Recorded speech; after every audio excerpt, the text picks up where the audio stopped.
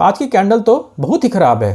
तो ये एक बड़ी कैंडल, बड़ी रेड कैंडल है जो करीब करीब 2% गिरी है और भारी वॉल्यूम के साथ गिरी है। ओहो हो। नमस्ते दोस्तों, मैं प्रवीण मलिक अपने इस YouTube चैनल पर आपका स्वागत करता हूं। आज बुधवार का दिन है और बुधवार के दिन हम बड़े बुधवार में दो ऐसे स्टॉक्स की चर्चा करते हैं जिन्होंने एक बड़ी चाल बनाई। एक ऐसा स्टॉक जिसने आज काफ़ी बढ़त देखी और एक ऐसा स्टॉक जिसने आज काफ़ी गिरावट देखी। तो चलिए बिना किसी देरी के, बिना किसी विलंब के लैपटॉप पर चलते हैं और देख लेते हैं आज के वो दो स्टॉक्स कौन से हैं। मैंने यहाँ पे मनी कंट्रोल की वेबसाइट खोल दी है। चलिए जल्दी से देख लेते हैं कि वो दो स्टॉक्स कौन से हैं। सबसे पहले निफ्टी का एडवांस डिक्लाइन देख लेते हैं। आज 1176 स्टॉक्स ने बढ़त देखी और 1014 स्टॉक्स ने गिरावट देखी। तो एडवांस डिक्लाइन रेशियो करीब करीब 1:1 ही रहा। करीब करीब आधे स्टॉक्स बढ़े और आधे स्टॉक्स घटे। चलिए देख लेते हैं आज का टॉप गेनर कौन सा था। तो आज कोल इंडिया ने सबसे ज़्यादा बढ़त देखी और आज HDFC लाइफ ने सबसे बड़ी गिरावट देखी। तो चलिए ट्रेडिंग व्यू पे चलते हैं और चार्ट्स के द्वारा इनका विश्लेषण कर लेते हैं। तो सबसे पहले मैंने निफ्टी का चार्ट खोल के रखा हुआ है, तो सबसे पहले निफ्टी का ही विश्लेषण कर लेते हैं। तो निफ्टी का विश्लेषण करना इसलिए ज़रूरी है कि हम स्विंग ट्रेडिंग की पोजीशन बनाना चाहते हैं। तो स्विंग ट्रेडिंग की पोजीशन बनाने के लिए निफ्टी का ट्रेंडिंग होना बहुत ही ज़रूरी है। अगर निफ्टी ट्रेंडिंग नहीं होगी, वो एक साइडवेज ट्रेंड में होगी या डाउनवर्ड ट्रेंड में होगी, तो स्विंग ट्रेडिंग की पोजीशन हमारी लॉस में जा सकती हैं। इसलिए स्विंग ट्रेडिंग की पोजीशन बनाने से पहले निफ्टी का ट्रेंड देखना बहुत ही ज़रूरी है। तो ये पिछले सप्ताह का चार्ट खुला हुआ है और हमारे कुछ चित्र यहाँ पे दिख रहे हैं। तो पिछले सप्ताह बुधवार के दिन हमने बात करी थी कि निफ्टी यहाँ पे ऑल टाइम हाई के पास कंसोलिडेट कर रही है। हमने बोला था कि हो सकता है कि निफ्टी यहाँ से गैप अप खुले और उसके बाद ऊपर चलने लगे, और ऐसा ही हुआ। अगले ही दिन गुरुवार को निफ्टी ने गैप अप ओपनिंग दी, उसके बाद वो नीचे आई, लेकिन उसके बाद और निफ्टी काफ़ी ऊपर चली गई है। तो निफ्टी का ट्रेंड बरकरार है, निफ्टी का ट्रेंड अपवर्ड है, तो स्विंग ट्रेडिंग की पोजीशन बनाई जा सकती हैं। तो चलिए सबसे पहले हम कोल इंडिया का चार्ट देख लेते हैं, क्योंकि कोल इंडिया ने आज सबसे ज़्यादा बढ़त देखी। तो ये कोल इंडिया का दैनिक चार्ट है। सबसे पहले हम मासिक चार्ट को देख लेते हैं। तो अगर हम इसके मासिक चार्ट को देखें तो ऐसा लग रहा है कि कोल इंडिया कहीं नहीं जा रहा है, ऊपर नीचे हो रहा है, ज़्यादा नीचे ही गया है, लेकिन वर्तमान में ये ऊपर जा रहा है। तो अगर हम पुराने समय को देखें तो यहाँ पे एक बहुत समय तक कंसोलिडेशन थी और उसके बाद कोल इंडिया ने भारी गिरावट देखी और एक डाउनवर्ड ट्रेंड में था, और लगता है कि कोविड के बाद अपवर्ड ट्रेंड शुरू हो गया है।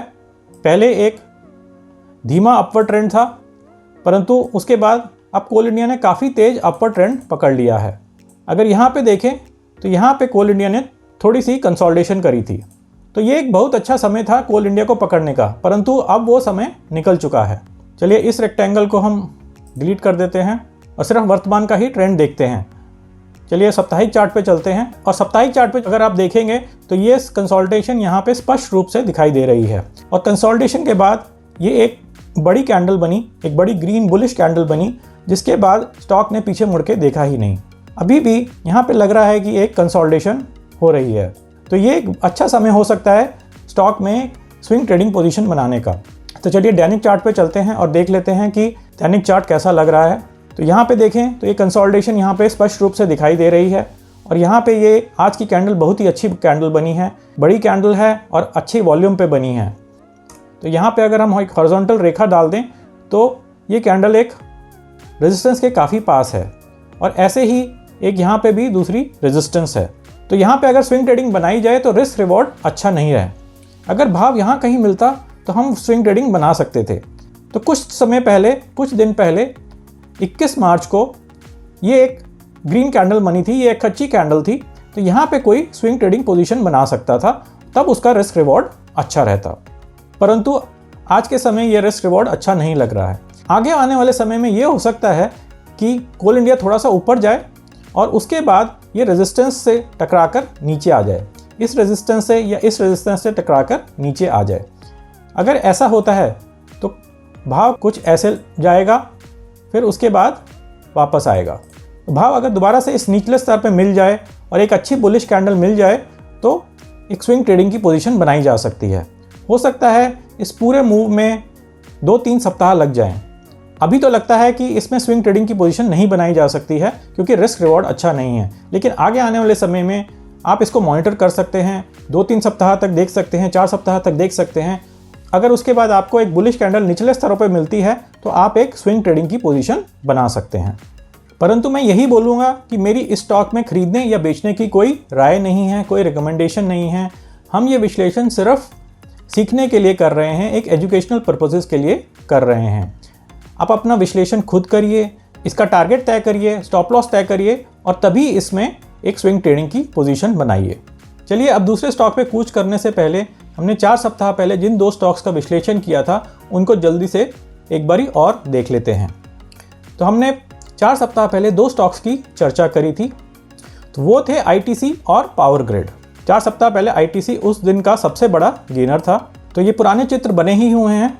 4 सप्ताह पहले हमने ये एक बड़ी कैंडल देखी थी, एक रेड कैंडल थी, लेकिन हमको ये कैंडल अच्छी लग रही थी।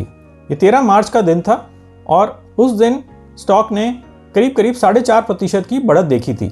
हमने इस चार्ट को और इस कैंडल को देख के ये निष्कर्ष निकाला था कि ये कैंडल स्विंग ट्रेडिंग के लिए अच्छी नहीं है, लेकिन इस कैंडल के बेसिस पे एक पोजिशनल ट्रेड बनाया जा सकता है और उसका टारगेट करीब 480 का हो सकता है। तो चलिए जल्दी से हम देख लेते हैं कि पिछले वीडियो में हमने क्या बात करी थी। तो यहाँ पे आईटीसी ने एक बेस बनाया था और उसके बाद ये अपवर्ड मूव दिया है। तो मेरे को लग रहा है कि ये कैंडल काफ़ी अच्छी है। दिखने में तो ये रेड कैंडल है लेकिन फिर भी काफ़ी अच्छी है। इस कैंडल को देख के हम एक स्विंग ट्रेडिंग पोजीशन तो नहीं बना सकते क्योंकि ये रेड कैंडल है, लेकिन इसको देख के हम एक पोजीशनल ट्रेड जरूर ले सकते हैं। तो अगर हम पोजीशनल ट्रेड लेंगे तो इस रेखा के नीचे कहीं हमारा स्टॉप लॉस रहेगा और इस रेखा के करीब हमारा टारगेट रहेगा। तो ये टारगेट काफ़ी अच्छा लग रहा है। तो आज की क्लोजिंग करीब 422 की है और हमारा टारगेट करीब 480 का है। जैसा कि आपने देखा पिछले 4 सप्ताह में आईटीसी ने काफ़ी अच्छी बढ़त देखी है। अगर किसी ने यहाँ पे 420 रुपये या उससे कम में निवेश किया होता तो आज उसको एक अच्छा प्रॉफिट मिल रहा होता। चलिए देख लेते हैं 420 रुपये पे अगर किसी ने निवेश किया होता तो उसको कितना प्रॉफिट मिल रहा होता। तो ये 15 बार्स के बाद, मतलब 15 ट्रेडिंग डेज के बाद उसको करीब 4% का प्रॉफिट हो रहा होता। तो चलिए इसको हटा देते हैं और अब दूसरे स्टॉक पे चलते हैं। दूसरा स्टॉक था पावर ग्रिड कॉर्पोरेशन। तो पावर ग्रिड कॉर्पोरेशन के चार्ट पे भी 4 सप्ताह पहले के चित्र बने हुए हैं। तो हम 13 अप्रैल की ये वाली बड़ी कैंडल को देख रहे थे। तो उस दिन पावर ग्रिड कॉर्पोरेशन ने करीब 7% की गिरावट देखी थी। तो हमारा विश्लेषण ये था कि अब पावर ग्रिड कॉर्पोरेशन एक डाउनवर्ड ट्रेंड में आ गया है और हो सकता है ये थोड़ा सा ऊपर जाए और उसके बाद वो नीचे आएगा। तो मेरे को अभी लगता है कि ये स्टॉक अभी थोड़ा सा ऊपर जा रहा है। इसमें अगर आप देखेंगे तो बहुत ही छोटी छोटी कैंडल्स बनी हैं और वॉल्यूम भी इसमें अच्छी नहीं है। तो हो सकता है ये थोड़ा सा और ऊपर जाए। यहाँ पे एक रेजिस्टेंस है, जिस रेजिस्टेंस पे जाके वो टकरा के नीचे आ सकता है और ये भी हो सकता है कि उससे पहले ही वो नीचे आना शुरू हो जाए। तो मुझे अभी भी लग रहा है कि पावर ग्रिड कॉर्पोरेशन एक डाउनवर्ड ट्रेंड में है। अभी इसमें कोई स्विंग ट्रेडिंग की पोजीशन नहीं बनानी चाहिए। तो चलिए जल्दी से देख लेते हैं कि 4 सप्ताह पहले हमने पावर ग्रिड के लिए क्या बोला था। मेरे को लग रहा है कि आज की कैंडल के बाद एक शॉर्ट टर्म डाउन ट्रेंड शुरू हो गया है। तो इसका ये मतलब नहीं है कि आप इस स्टॉक को शॉर्ट कर दें, उसका विश्लेषण आप खुद करिए। मेरे को लग रहा है कि आने वाले टाइम में ये स्टॉक थोड़ा सा ऊपर नीचे करेगा। हो सकता है थोड़ा सा ऊपर जाए, फिर नीचे आए, फिर ऊपर जाए और फिर नीचे आए। तो ये मूव 1 या 2 दिन का मूव नहीं होगा या 1 या 2 सप्ताह का मूव नहीं होगा। ये मूव होगा करीब 1 से 2 मास का और हो सकता है उससे भी ज़्यादा का हो। लेकिन मेरे को लगता है अब ये stock short term down trend में आ गया है। तो जैसा कि मुझे लग रहा है कि पावर ग्रिड कॉर्पोरेशन अब एक डाउनवर्ड ट्रेंड में है, तो इसमें कोई स्विंग ट्रेडिंग की पोजीशन नहीं बनानी चाहिए, परंतु इसमें एक शॉर्ट पोजीशन भी नहीं बनानी चाहिए। शॉर्ट पोजीशन की राय मैं कभी भी नहीं देता क्योंकि शॉर्ट पोजीशन में काफ़ी जोखिम रहता है। अंत में मैं यही बोलूँगा कि आप अपना विश्लेषण खुद करिए, देखिए कि इसमें आप स्विंग ट्रेडिंग की पोजीशन बना सकते हैं कि नहीं बना सकते हैं, शॉर्ट पोजीशन बना सकते हैं कि नहीं बना सकते हैं। मेरे विचार से तो इसमें अभी कोई पोजीशन नहीं बनानी चाहिए। चलिए हम आज का दूसरा स्टॉक देख लेते हैं, HDFC लाइफ। तो आज HDFC लाइफ ने काफ़ी गिरावट देखी है। तो आज की कैंडल तो बहुत ही ख़राब है। ओहो हो, इसके तो वॉल्यूम भी बहुत ही ज़्यादा है। तो ये एक बड़ी कैंडल, बड़ी रेड कैंडल है जो करीब 2% गिरी है और भारी वॉल्यूम के साथ गिरी है। ओहो हो, इस कैंडल पे तो कोई पोजीशन बनानी ही नहीं चाहिए। और ये तब हुआ है जब निफ्टी ने आज एक बहुत अच्छी बढ़त देखी है। जनरली आज का बाजार काफ़ी अच्छा रहा और उस बाजार में अगर HDFC लाइफ ने इतनी बड़ी गिरावट देखी है और वो भी एक बड़ी वॉल्यूम के साथ, तो इसमें कोई पोजीशन बनाने का तो सवाल ही नहीं उठता। परंतु इसका विश्लेषण थोड़ा और कर लेते हैं। सबसे पहले हम मासिक चार्ट पे चलते हैं। तो मासिक चार्ट पे कोई ट्रेंड दिख नहीं रहा है, परंतु अगर हम थोड़ा सा गहराई में जाके देखें तो हो सकता है ये एक अब धीमा धीमा अपर ट्रेंड है। तो चलिए इस एरो को डिलीट कर देते हैं और साप्ताहिक चार्ट पे चलते हैं। तो साप्ताहिक चार्ट में भी कोई ट्रेंड नहीं दिखाई दे रहा है। ऐसा लग रहा है एक बहुत ही बड़ी कंसोलिडेशन हो रही है। परंतु हम शॉर्ट टर्म ट्रेंड को देख लेते हैं। तो सबसे पहले इस रेक्टेंगल को हटा देते हैं और शॉर्ट टर्म ट्रेंड को देखते हैं कि कैसा लग रहा है। वर्तमान के शॉर्ट टर्म ट्रेंड में ये लग रहा है कि यहाँ पे एक थोड़ा सा अप ट्रेंड था और उसके बाद यहाँ पे एक कंसोलिडेशन है। चलिए ये एरो को डिलीट कर देते हैं और दैनिक चार्ट पे चलते हैं और देखते हैं कि दैनिक चार्ट क्या कह रहा है। तो दैनिक चार्ट में एक लंबी अवधि में एक कंसोलिडेशन ही दिखाई दे रही है। अगर यहाँ पे देखें तो HDFC लाइफ ने एक गिरावट देखी और एक डाउनवर्ड ट्रेंड में था, परंतु वर्तमान में देखें तो ऐसा लग रहा है एक छोटा सा अप ट्रेंड बन रहा है। चलिए थोड़ा सा और गहराई से विश्लेषण कर लेते हैं। अगर हम यहाँ पे देखें तो ऐसा लग रहा है कि ये डबल बॉटम है। तो अगर किसी ने यहाँ पे पोजीशन बनाई होती तो वो अच्छा था। किसी ने 27 फरवरी की कैंडल देख के, डबल बॉटम पैटर्न देख के पोजीशन बनाई होती तो उसको आज काफ़ी लाभ हो रहा होता। तो ये देख लेते हैं कि कितना लाभ हो रहा होता उसको। तो करीब यहाँ तक देख लेते हैं। तो करीब करीब 24 बार में 24 दिनों में उसको 10% का लाभ हो रहा होता।